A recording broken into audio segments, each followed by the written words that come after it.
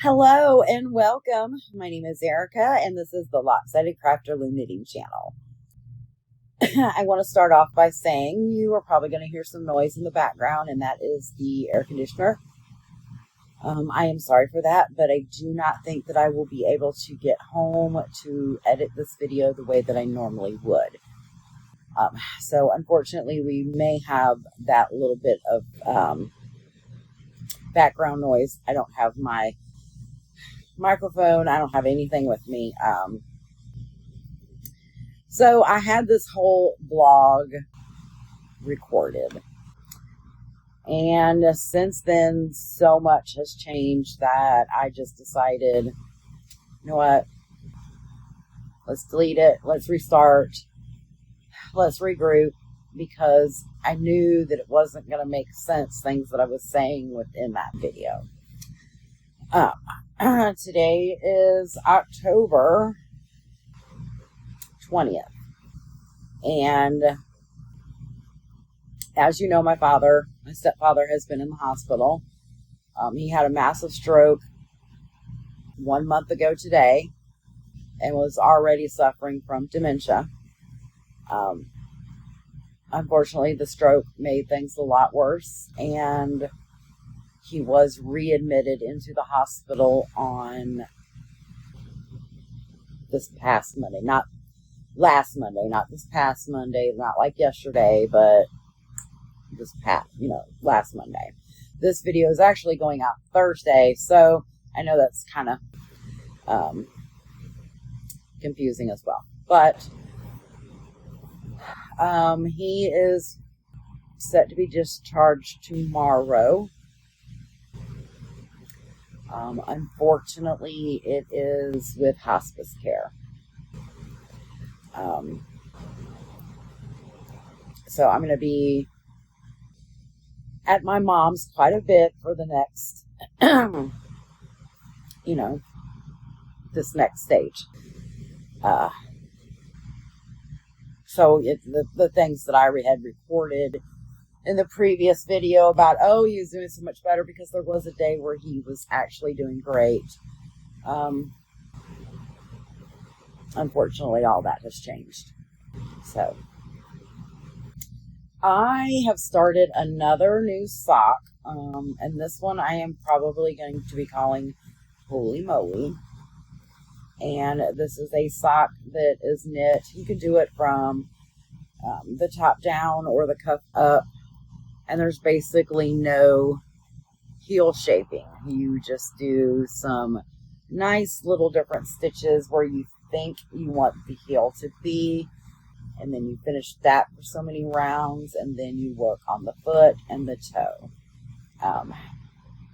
This is great for people that do not want to do any shaping for the heel, or for gift knitting, because you're not exactly sure where to put the heel, where to start the heel, stop the heel, that kind of thing, depending on which way you're knitting the sock.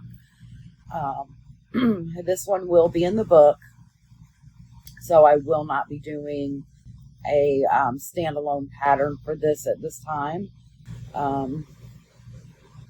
And honestly, the concept behind it is so simple. I'm not sure that I would even do a video. Of course, if anybody would want one once the book comes out, I'm more than happy to do that. But that's kind of where we are. I'm going to work on this a little bit more, at least until I get the heel done.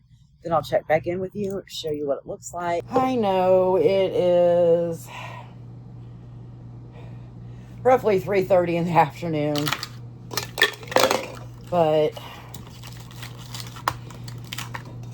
I need a cup of coffee, and I have a little bit of coffee left here in my iced coffee mason jar, and I need to use that so I can make some more. This is the coffee mason jar that I use. I got this on Amazon. I love it. It comes with a filter. Hold that thought. Okay, sorry about that. I got a phone call. So yes, this is my mason jar iced coffee maker thingy. It comes with a filter that you put inside of it, and you fill it with water and steep it overnight. And it makes, what is this? Heck, I don't know. It makes a lot. I think it's a half a gallon maybe. And then I just always, you make sure you shake it because the coffee sediment will sit here on the bottom. And this is what I do for my iced coffee. Usually I'll have a little bit more than that in the cup. But like I said, it was the end and I wanted to go ahead and drink it so I can make some more. And then I usually add 1 Premier Protein to my coffee. But I got the banana this time and it's a little overpowering. So I've been adding the banana and so I usually do about half of the banana and then half of the peanut butter chocolate. And then I mix those together. And then I add just a splash of 0 sugar cream. And this time I'm using coconut cream and I love this one. I just add a little bit of a splash to kind of give it that little bit of sweet taste. But I don't add any extra sugar or anything. There's enough sugar in this and the protein drinks, but yum. This is something I normally drink in the mornings. But like I said, everything's been so crazy and I'm tired. And I know that if I take a nap, because I've done it the last 2 days, if I take a nap this late in the evening, I'm going to be up till very, very late. I did that Saturday and I was still wide awake at 3 a.m. So I know. Probably shouldn't. I'm still probably going to be up at 3 a.m. But nonetheless, here's my coffee. Gonna make another pot and back to knitting. Okay, so I thought maybe you might want to know how I actually make my coffee. It does come with this filter. And I pour the coffee inside the filter, which I've already got it in there. This is Bananas Foster by Bones Coffee. Now you can use tap water, but because we're in the camper and we haul in our water, I tend to use bottled water here when I'm making my coffee. And you just slowly pour it into the filter. You want to do it slow so that none of those coffee grounds go through the filter and it gives it a chance to kind of seep back down, if you will. And then, you know, that's really all I do. You can see that it's coming up, and then I you can let it set on the counter, depending on how strong you like it, 10 to 12 hours. And then when it's done, you just pull. What I do is I pull out the filter, kind of squeeze any excess water out of it. Obviously, I don't squeeze it very hard because I don't want the filter itself to break. And then I set my filter in the sink with the grounds in it and let it dry, usually 24 to 48 hours. So, what are you currently watching? I have my iPad connected to the TV, and I am currently watching Paramount Plus and watching the latest episode of Matlock. I really like that show. Kathy Bates is doing a wonderful job in this part. I love it. Back to knitting. Good morning. Coffee's done. This morning's protein drink in there is the Premier Indulgence, and it is the flavor white chocolate covered raspberry. Oh, it is so good. So good. But that's not why you're here. You're not here for what I eat in a day. You are here for the loom knitting. And I did get quite a bit more done on the sock last night. I am now on to the foot part.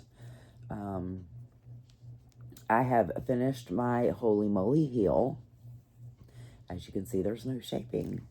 And then I put 2 stitch markers here on the inside because that is where I will measure from. So I am on round 60 of the foot.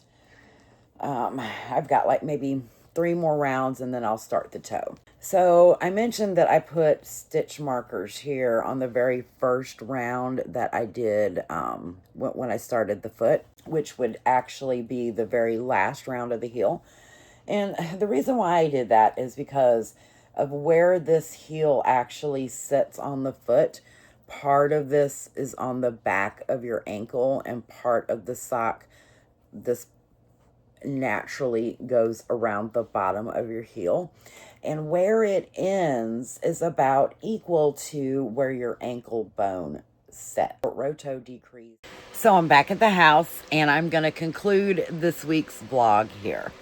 Stay tuned next week to see the final Holy Moly sock done.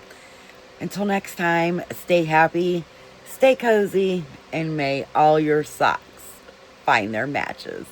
Bye.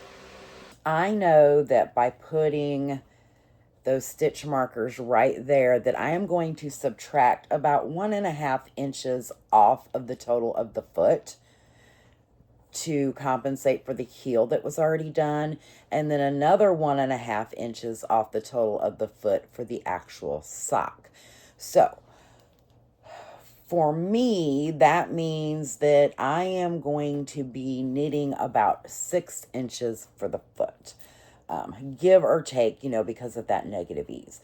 So I know that for me, about 64 to 68, sometimes 70, depending on the yarn, is a good number for my foot. So after I finish those rounds, I'm going to start doing the decrease for the toe. I'm going to do a regular short. So I'm back at the house and I'm going to conclude this week's vlog here. Stay tuned next week to see the final Holy Moly sock done. Until next time, stay happy, stay cozy, and may all your socks find their matches. Bye.